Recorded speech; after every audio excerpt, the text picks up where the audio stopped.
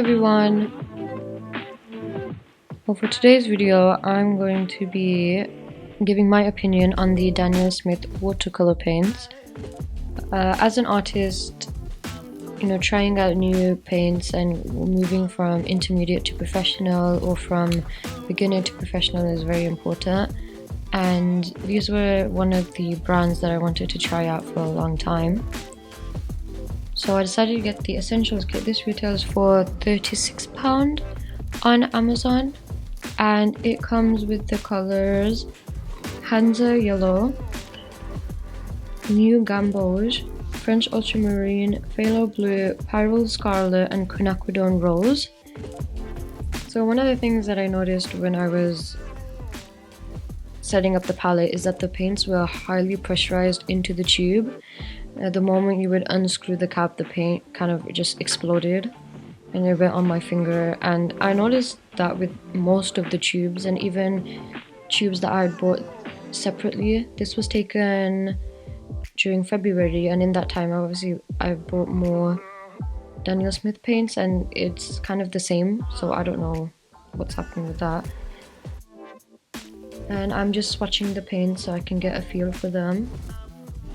Now each paint has one pigment, primarily one pigment, except for New Gamboge, which has two, PY97 and PY110. However, the rest of the paints, as you can see, are highly pigmented because they only have the one pigment, so it's very true to its color.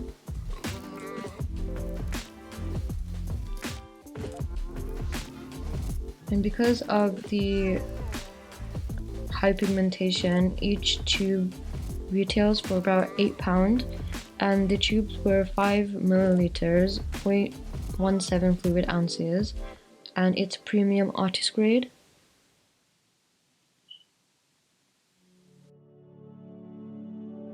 So to really get a feel for the paints and to give my honest opinion, I wanted to try them both on camera and off camera. So it's been a few months now, and for this painting I wanted to paint a flower that I had in one of my bracelets.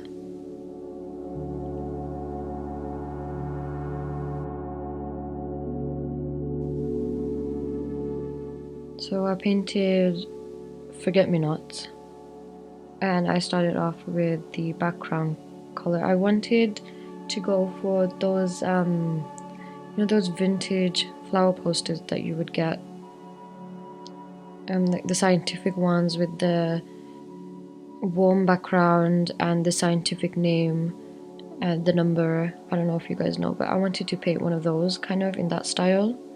So I was just starting off with the warm background and then just darkening the corners to give it a more kind of olden vintage look to it, I guess.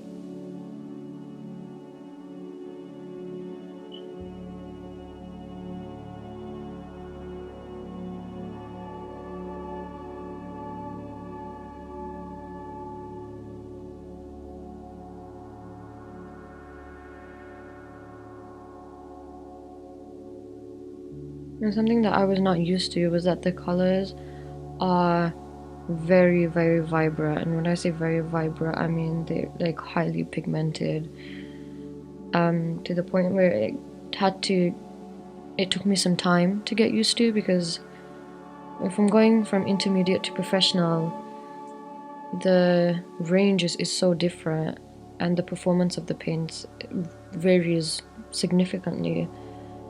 So it took me a while to get used to them because I had to water them down.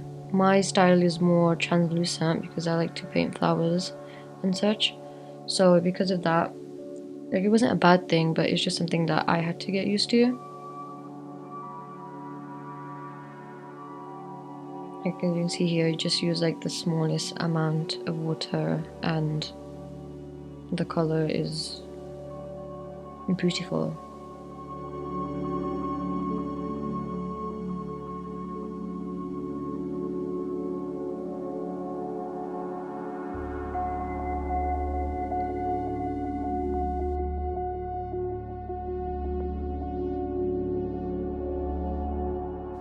Now this is something that I'm gonna mention, but I don't know if it's me or if it's the paints, so just bear that in mind.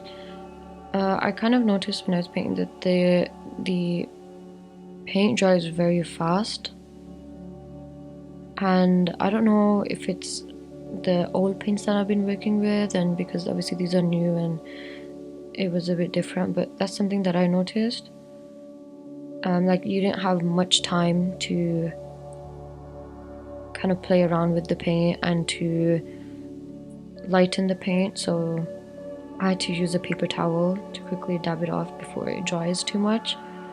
Like I said, I don't know if that was just me or if that's like a genuine criticism of the paint. So I tried not to base my opinion off that one thing.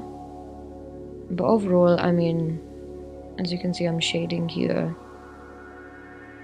and it's very easily layered, and the previous layer doesn't come off with extra washes, so that's something that I liked as well.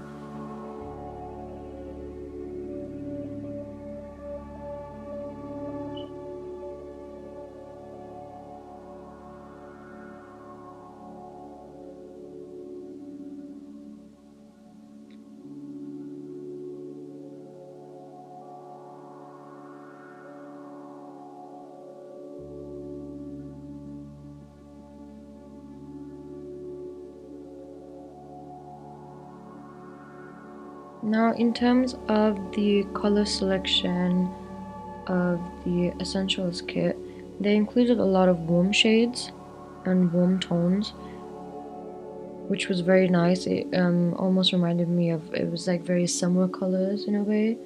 I would have liked if they would have included like almost a Payne's Grey or something, or like a Lunar Blue, just to give that cool shade to neutralize the other colors. But overall, I think it's a good beginner's kit for those who are kind of intermediate, trying to go into professional. And because of the limited colors, you also have to use your knowledge on color theory to mix your desired colors and to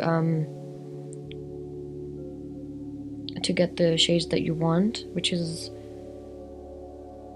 good for an artist to kind of brush on the basic knowledge of that.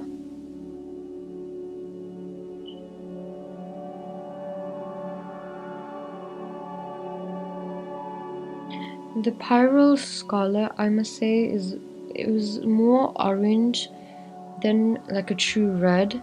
So I think I would have liked it if they could have included a true red instead of a Pyral Scarlet.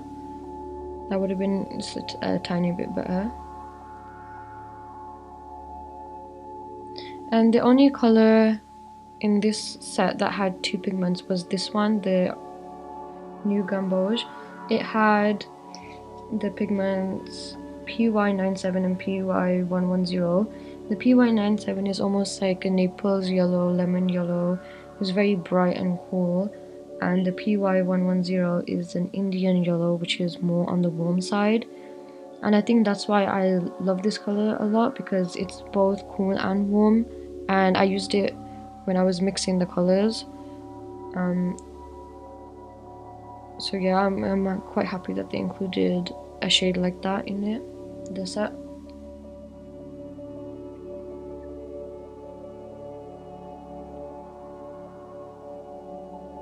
So yeah, overall my opinions on the Daniel Smith paints is that they're very good. They're very on the more professional side, so it does take a bit of getting used to, and they're obviously more on the pricier side because of the single pigments.